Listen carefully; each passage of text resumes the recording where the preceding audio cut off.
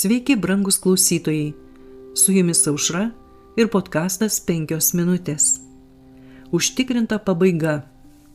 Bet Dovydas atsakė Filistinui: Tu ateini prieš mane su kalaviju, ietimi ir durklu, o aš vardu galybių viešpaties, Izraelio gretų Dievo, kuriam tu metėjai iššūkį. 1 Samuelio knyga, 17 skyrius, 45 eilutė. Galijotas šaukė ant Dovydo ir keikė jį visais jam žinomais dievais.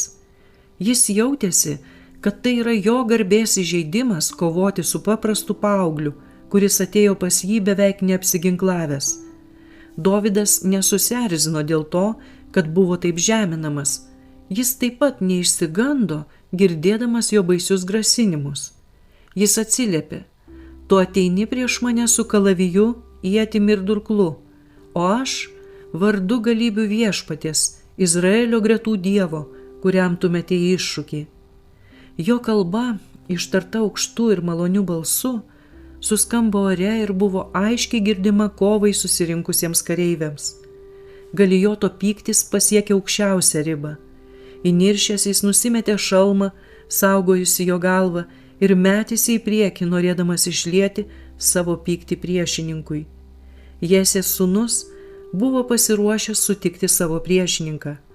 Filistinui vėl pajudėjus Dovydo link, Dovydas skubiai pabėgėjo gretų link Filistino pasitikti.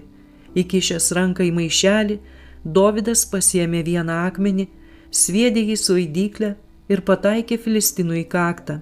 Akmuo įsmigo jam į kaktą ir jis pargriuvo veidu žemėn. 1 Samuelio knyga, 17 skyrius, 48 ir 49 eilutės. Nustebimas užvaldė abi kariuomenės.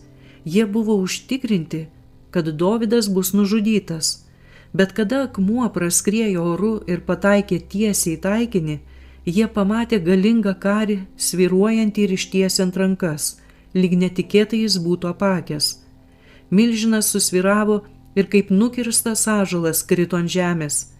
Dovydas nelaukė nei akimirkos. Jis užšoko ant kysančio Filistino kūno ir abiejomis rankomis sugriebė sunkų Galijoto kardą. Dar prieš akimirką milžinas gyrėsi, kad su juo jis nukirs jaunuolio galvą, o kūną atiduos dangaus paukščiams. Dabar šis kardas buvo pakeltas į orą ir netrukus pagyrūno galva nuriedėjo atsiskyrusi nuo kūno ir triumfo šūksniai pasigirdo Izraelio stovykloje. Su jumis buvo podkastas 5 minutės ir Aušra.